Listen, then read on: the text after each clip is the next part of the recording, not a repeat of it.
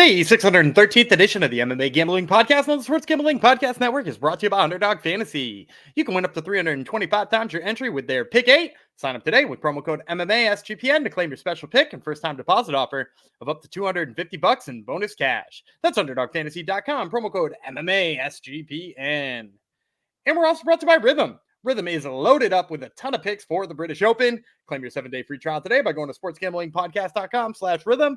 That's sportsgamblingpodcast.com/RITHMM.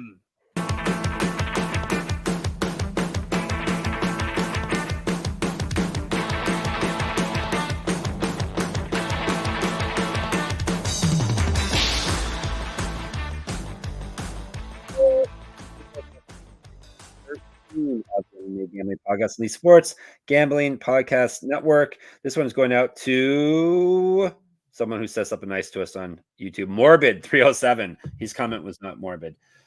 Says, great job, boys, as ever. Thank you, Morbid, for the non-morbid comment. If you haven't subscribed to our YouTube yet, make sure you do. MMA Gambling Podcast on YouTube.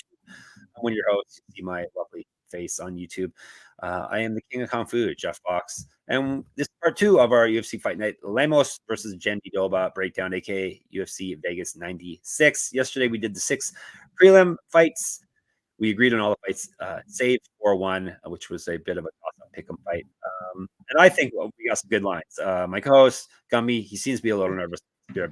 Let's see what he thinks about the main card. Let's bring him in now. It's the one and only Daniel Gumby Vreeland. So first of all, I'm going to remind people to subscribe because it only matters when I say it. Right. And, you don't want notifications. That's fine. Unclick the notifications button. Just hit the subscribe because it makes my life better. It will make Jeff's life better, and it will make our boss's life better. So thank you for all of that. And it's not necessarily that I don't like the lines here. Like, we talked, I'll spoil one from, like, I like the Hyder Emil line, right? Like, I think you're getting really good value on him from yesterday's show, but also, like, I could just see him coming out here and getting, like, straight up out wrestled for 15 minutes and it looking like an absolute clown pick. I think my biggest problem with this fight card is that no matter what side you pick, there's a 50-50 chance that one of your pick just looks like an absolute clown pick shortly. That, like, you can feel good about the line you got on Usman or Peterson in that opening fight, but there's a 50-50 chance you look like a freaking idiot at the end of it because the other one fought like a goon, And I feel that way about a lot of these picks. Like, even some of, like, the higher skilled ones, like, I could see, like, we'll talk about the main event in a bit.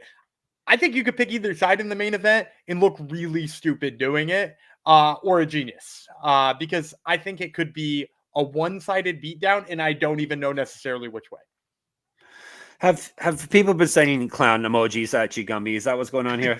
No. Have you been triggered? I hit a plus 410 underdog last week, so you can't trigger me after I nail one of those.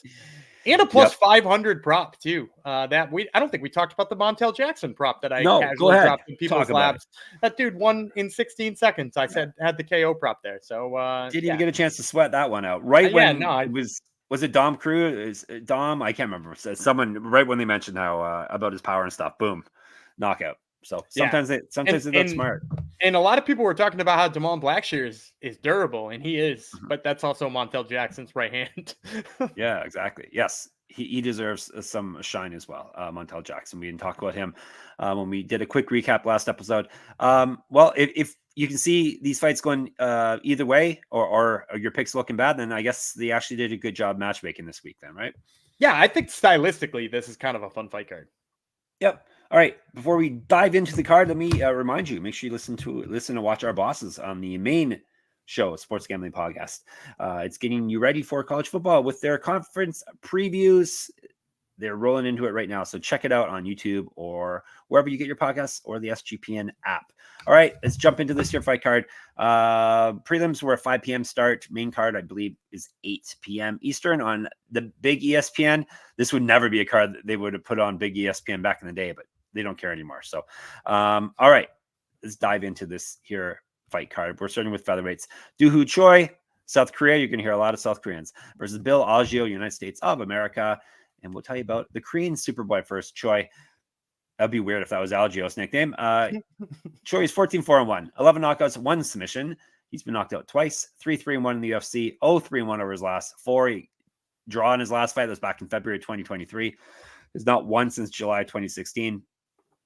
Used to fight at lightweight, 2009 pro MMA debut, 2 years younger than Algeo.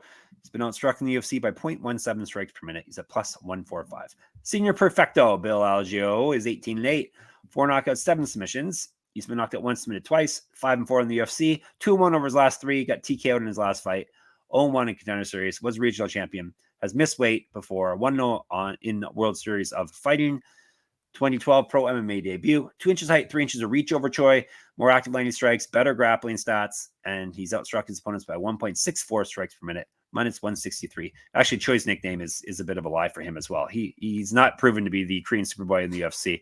Things started out nice, but they have not gone very well over the past, 8 years? So obviously, Algeo's got to be my pick here, and we're getting a really good number on him. Bigger fighter, a better fighter at this point in their careers.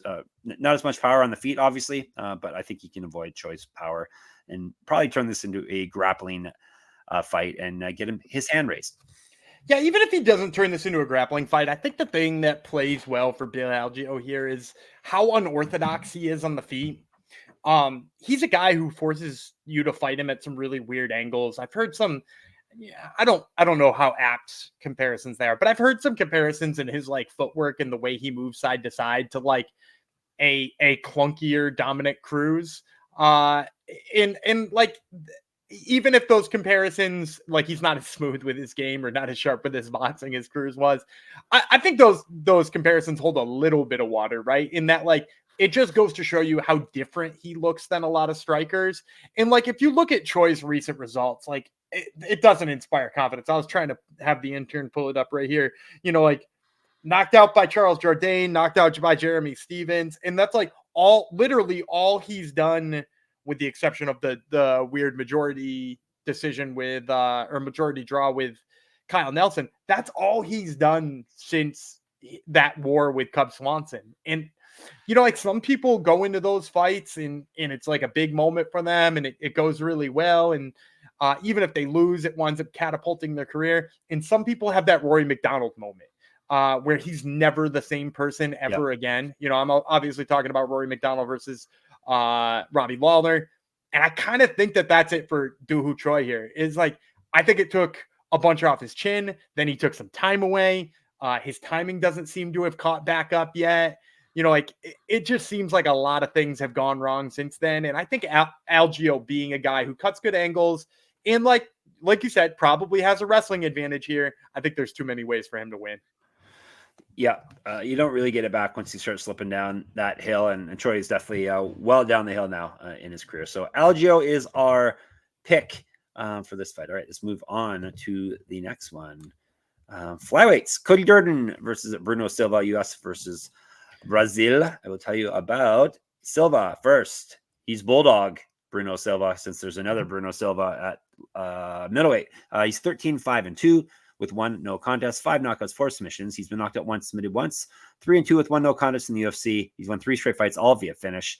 He's not fought since March 2023. He's not lost since October 2020. He went 1-1 in the Ultimate Fighter, was a regional champion. He's fought at bantamweight, 2011 pro MMA debut. He's been outstruck in the UFC, but barely. He's at minus 0.04. In the strike differential categories, plus 100. Durden, 16-5-1, 6 knockouts, 5 submissions. He's been submitted 4 times, 5-3-1 in the UFC. 4-1 over his last 5. He did lose his last fight via submission. He used to fight at bantamweight, was regional champion. 3 inches height, 2 inches of reach over Silva, a year younger. Better striking stats, more active landing strikes, and better grappling stats than Silva. He's outstruck his UFC opponents by 0.27 strikes per minute, minus 114. Gumby. I'm taking Bruno Silva. I think both in his ability to stuff the takedown and like, look, in his last fight, he fought Tyson Nam, who I know Tyson Nam, maybe not necessarily, although he just picked up a win on the regional scene too, against Eric Vo, I want to say, who's a interesting journeyman. Bruno Silva, fighting Tyson Nam doesn't say too much that he won a submission over Tyson Nam. But what does say a lot in that fight is he struck with Tyson Nam. And you can say what you want about Tyson Nam's, UFC run. It's probably way after his prime, to be fair, back when he was beaten, like, what was it, Eduardo Dantas he beat while Dantas was the Bellator champ but didn't win the Bellator belt. you can say what you want about Bruno Silva's win over him, but like he hung with him on the feet. And Tyson Nam has always been a very good and very dangerous striker. Plus, he's a big guy for flyweight. That's a hell of a win for Bruno Silva. I think he looked really good in there. And the thing about Cody Durden, excellent wrestler, right? Like I want to say he's got the USA wrestling tattoo, as so many wrestlers who love their wrestling do. But also, like, he has had a bad habit of getting caught when he's wrestling. And I don't just necessarily mean like, I mean, you could look at the Jimmy Flick fight where he got triangled, but like you could also just say like sometimes he wrestles and he like sticks to the wrestling when he's not in a good position. And like in his last fight, wound up getting his back taken. Rear naked choke finish in the last one for Cody Durden. He got beat by rear naked choke, I want to say. Yeah, sounds right. Right. And I want to say it was just by like not giving up on a takedown when it was time to give up on a takedown. And like, if that's the case against Bruno Silva takes the back so damn well.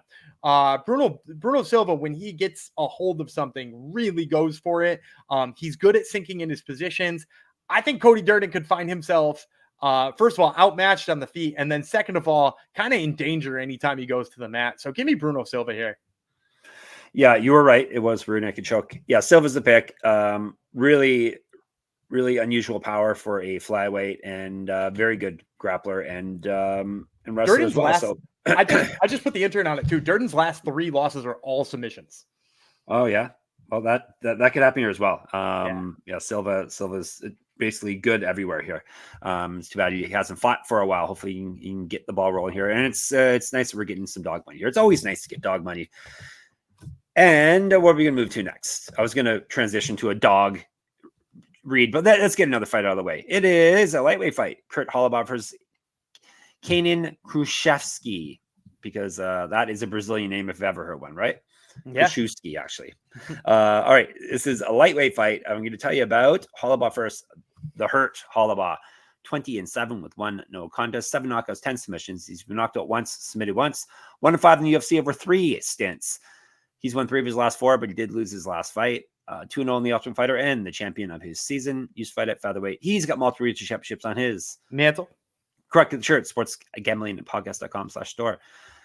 Was on Contender Series, won the fight, but it got changed to no contest because he used an IV before the fight, which was against the rules. 0-1 in Strikeforce never die. 2011 Pro MMA debut, better striking stats than Kruschewsky, and he's outstruck his UFC and Contender Series opponents by 0.3 strikes per minute. He's at plus 118. Bahia is Kruschewsky's nickname, which is a state in Brazil. He's 15-2 with 1 no contest, 4 knockouts, 9 submissions. He's been knocked out twice, 0-1 in the UFC, 4-1 over his last 5. He got knocked out in his last fight, 1-0 in Contender Series, regional champion, 2013 Pro MMA debut, 1 inch of height, 3 inches reach, 5 years younger than Holobaugh. More active landing strikes, better grappling stats. He's outstruck his UFC and Contender Series opponents by 0.29 strikes per minute, minus 130. Give me Kruschewsky here. I'm going to go with the bigger, younger guy pretty much every time. He's a dangerous threat, similar to Holobaugh. He's dangerous everywhere the fight may go, but he's the younger, bigger version. So give me Kruschewsky here. Yeah, I think Kruschewsky probably is only as big of a favorite as he is here because of that loss to Elvis Brenner. And remember, he beat Elvis Brenner, or lost to Elvis Brenner in his debut, but that fight was on like 4 or 5 days notice. And that is a really tough dude to fight on short notice. And like, he didn't even fight his fight, right? Like, he boxed for the most part with Elvis Brenner, and like, that's not going to go well for him. And like, but let's go back to his Contender Series fight. It was Dylan Mantello, right? That he beat on Contender Series. I think so, yeah. I want to say it was Dylan Mantello. And he just like, he took that dude down and submitted him in no time flat, right? And like, looked really good doing it. And not that Holobaugh doesn't have takedown defense, but I don't know. Like, I think this probably winds up being kind of scramble heavy. I don't think Holobaugh has the skills, in other words, to replicate what Elvis Brenner did on the feet. Like, I think he has the style where he could try to like pressure and outwork him, but I don't think he's got the speed. I don't think he's got the power. I think at some point in time, he's going to have to grapple Kaynan Kruschewsky. And I don't know that goes well for him. I like Kruschewsky's submission skills really well, especially if he winds up with any top control. If he winds up with top control in this fight, I think it might even be a short night for Kurt Holobaugh. All right, there you go. We are agreeing on everything as we do with Underdog Fantasy. Underdog Fantasy just launched their college football best ball product. First place wins $20,000. Plus, the higher, lower pick 8 allows you an opportunity to win 325 times your entry. You can now use specials and boosts on all flex entries. Do you have any plays for the baseball kicking back off tonight? It starts again tonight, right? Thursday? Yeah, it starts back tonight. I'll take Michael Wacha starting for the Royals up against the god-awful Chicago White Sox. I'll take his higher than on his strikeouts. He's got 17 in his last 3 starts, so that's over 6 a game. And I think, this is a good spot for him again. All right, there you go. Don't miss your chance to try it out before it is gone. That would be pick 8. Underdog Fantasy is going nowhere. So sign up with our code MMA SGPN to claim your special pick and first time deposit offer up to $250 in bonus cash. UnderdogFantasy.com, promo code MMA SGPN. And Circuit Sports is back with Circuit Survivor and Circuit Millions, giving away $16 million in guaranteed prizes. And of course, Circuit contests have no rake. Circuit Millions, you can pick 5 NFL teams against the spread each week and compete for $6 million, or you can survive the NFL gauntlet to claim the $10 million prize. Sign up in person at Circuit Sports between now and September 7th and use a proxy to play from anywhere. We even have a deal with footballcontestproxy.com to save you $50 with promo code SGP. Don't have a trip booked for Las Vegas yet before football? Ultimate Contest Weekend is a great time to go out. You can hang with Ryan and Sean and enjoy some of the open bar events at the greatest sports book in the world, August 22nd through the 24th. All right, lady and gentlemen, point 6, lady and gentlemen, we are going to down to a featherweight fight. Steve Garcia, who is on Gumby's Top Turtle podcast this week, fighting another Korean, Seung Woo Choi. 3 5-minute rounds. I will tell you about Choi first. Sting is a nickname. He's 11-6 with 6 knockouts. He's been knocked out twice, submitted twice. 4-5 in the UFC, 1-3 over his last 4, but he did win his last fight. Probably saved his job with that one. He's got multiple regional championships on his mantle. Correct at the shirt, sportsgamblingpockets.com/store. Used to fight down at bantamweight, a bronze medalist in Muay Thai.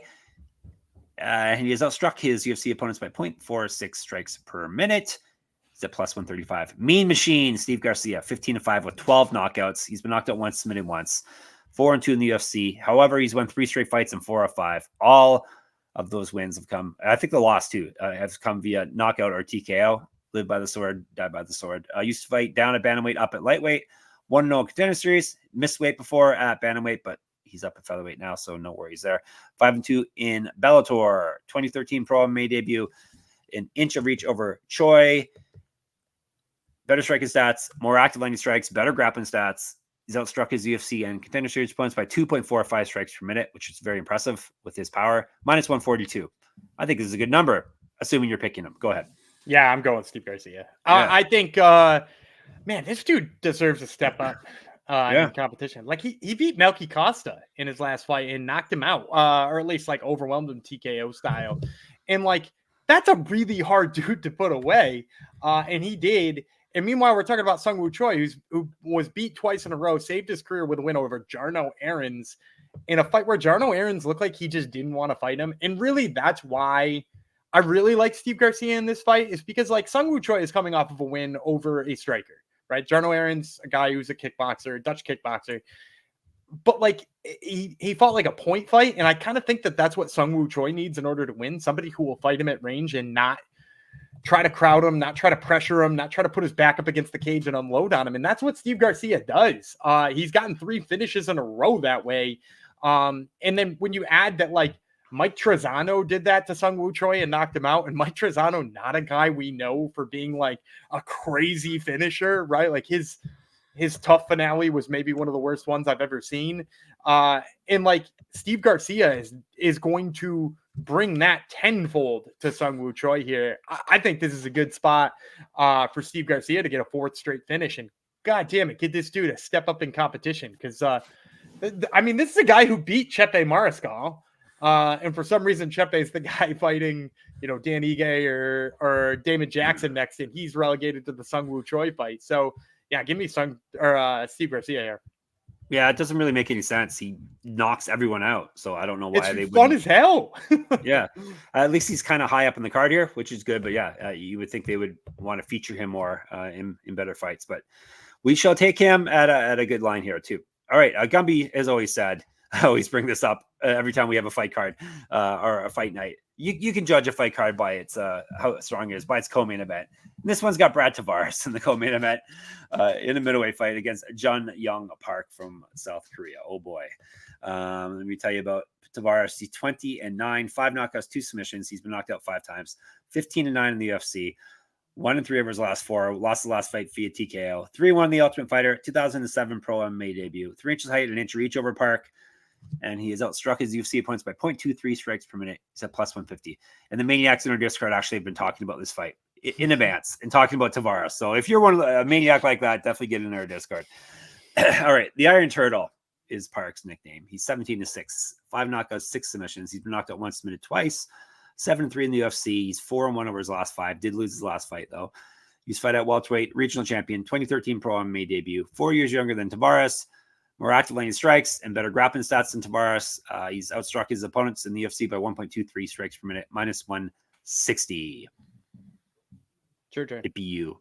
It's my turn. Park, obviously, is the pick here. I'm not picking Brad Tavares in this day and age. And Park is a good fighter. He who just happened to lose his last fight. Maybe that's why we're getting not a totally crazy line on him here. But yeah, he's going to beat Brad Tavares for sure. Good chance he finishes him as well.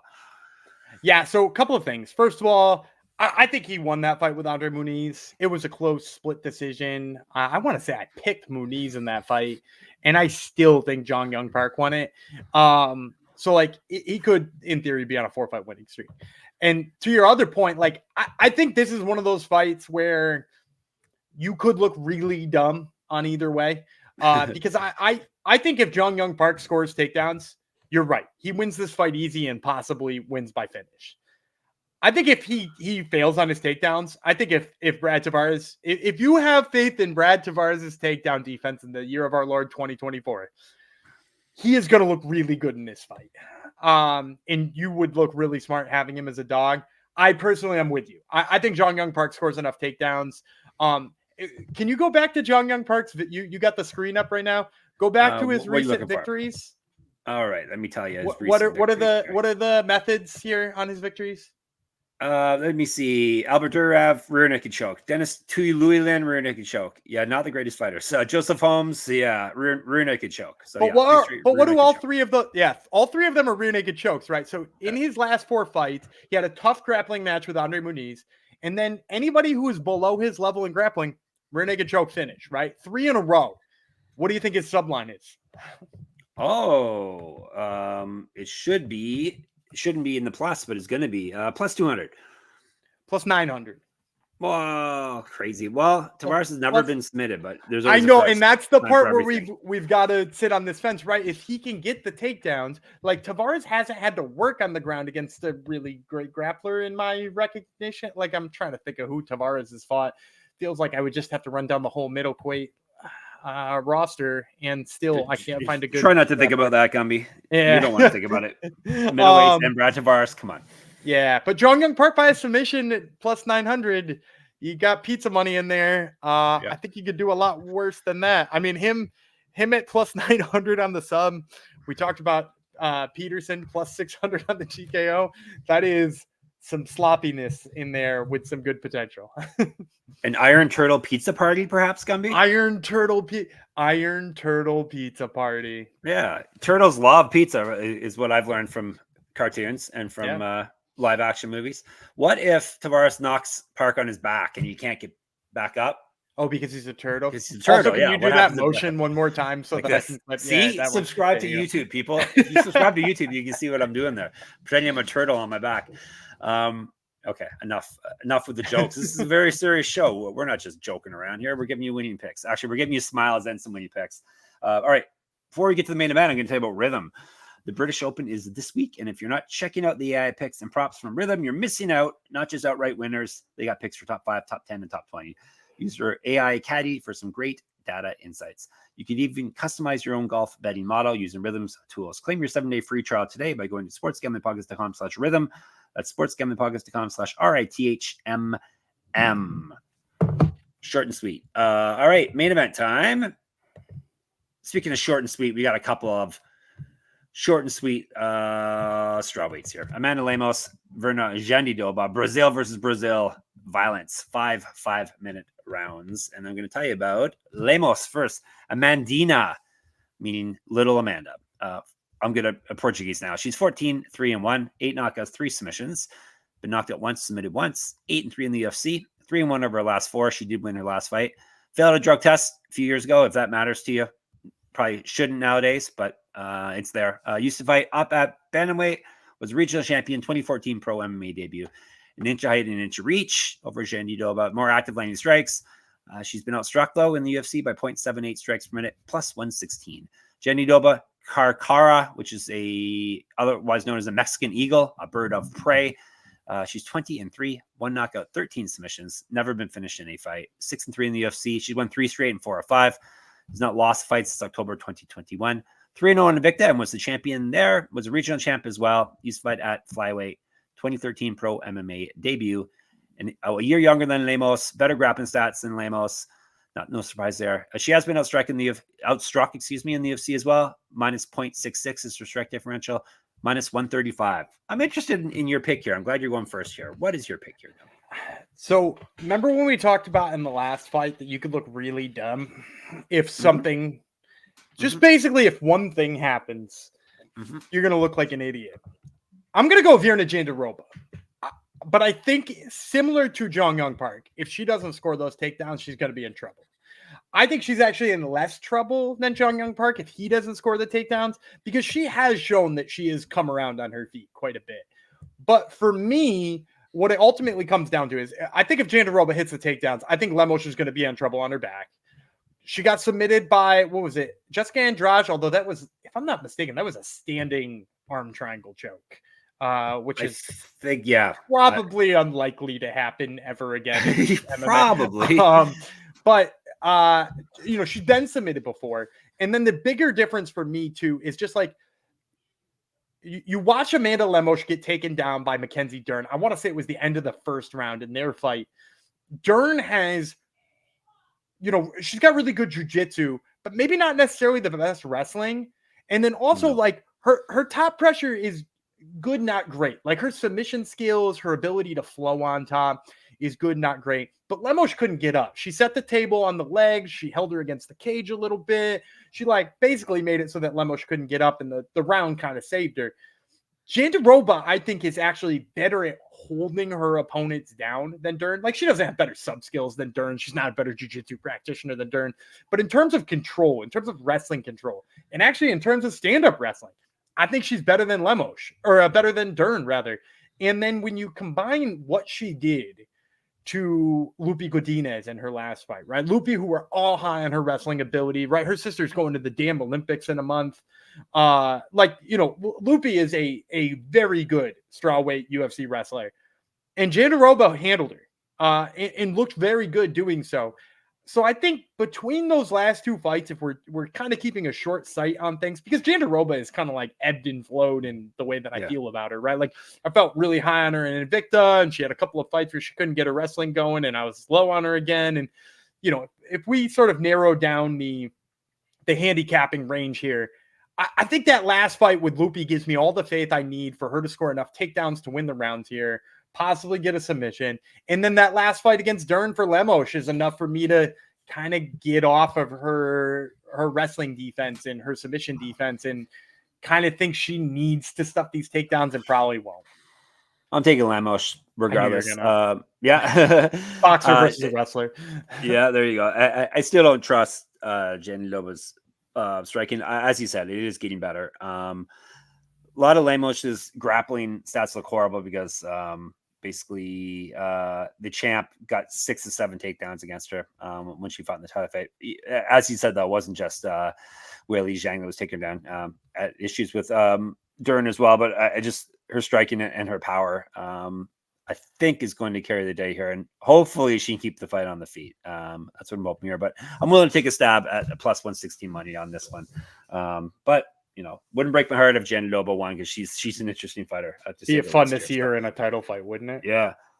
All right, let's recap, and then we'll give you our fancy play. So don't you go anywhere. Lemos, I have. Jandiroba, he has. And then we got Park, we got Garcia, we got Kruschewsky. We've got Silva. We have got Algeo. So only differ on one fight on the prelims and the main card. All right, locks, dogs, props, parlays. I think it's my turn to go first. Lock will be Steve Garcia. Surprised the number we're getting on him, minus 142. Obviously, a good chance he's going to knock out Choi as well, if you want to take that prop. But yeah, Garcia is my lock. I'm going to go with Miranda Maverick. Short notice for Barbosa, only negative 205. I know it's a little wider than I sometimes go with the lock here, but yeah, it's still pretty close to 200, and I think she gets it done. For my lock, not my lock, my dog, Hyder Emil at plus 163. He's fighting in the main event of the prelims against another Korean, Lee. Yeah, you can find out why we think that on yesterday's show. So go back and listen to that. I'm going to take Bruno Silva. I think his ability to deal with the wrestling of Cody Durden, possibly submit him, and then how much better he is on the hands. I think Bruno Silva is a good dog play here. Excellent. We agreed on that one as well. Gumby teased me with, well, it didn't tease me. He intrigued me with this prop pick yesterday. I'm going in and taking it in the opener. Steven Peterson via knockout plus 600. Gumby is gave me that number for. I can see him getting an exhaustion TKO over the motor, quote unquote, Muhammad Usman.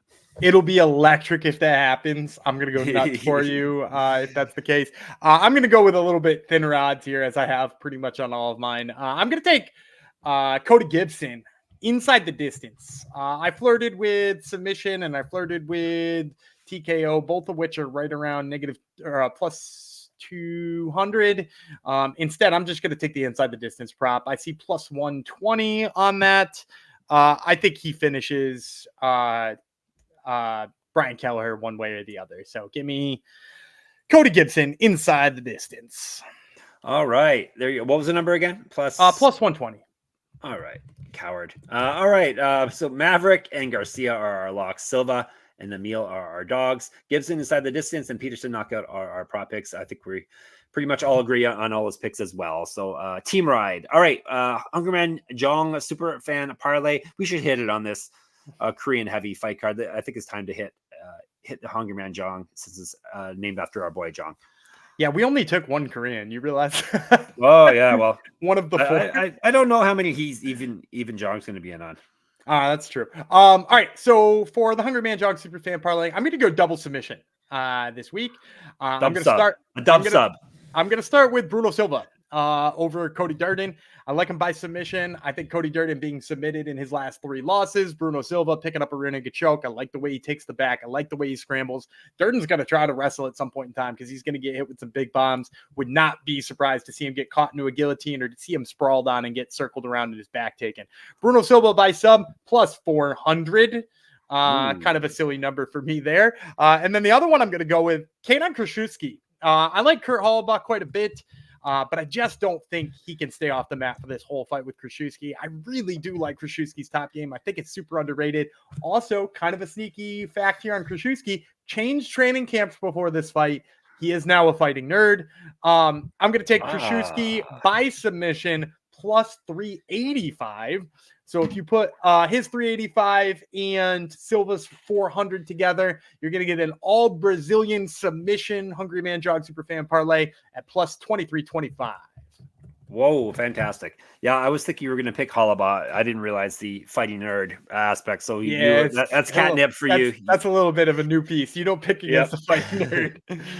All right, there you go. You're all set now for UFC Vegas 96. If you want even more from us, go in the Discord and chat with us there, sportsgamblingpodcast.com/Discord or YouTube. Comments are open on our YouTube channel, MMA Gambling Podcast. Twitter, we're SGPN MMA. He's a Gummy Vreeland. I'm a Jeff Fox writer there and on Instagram. Get it in, take all the advice we gave you and win the pick'em contest I run on my Substack, moneymma.substack.com.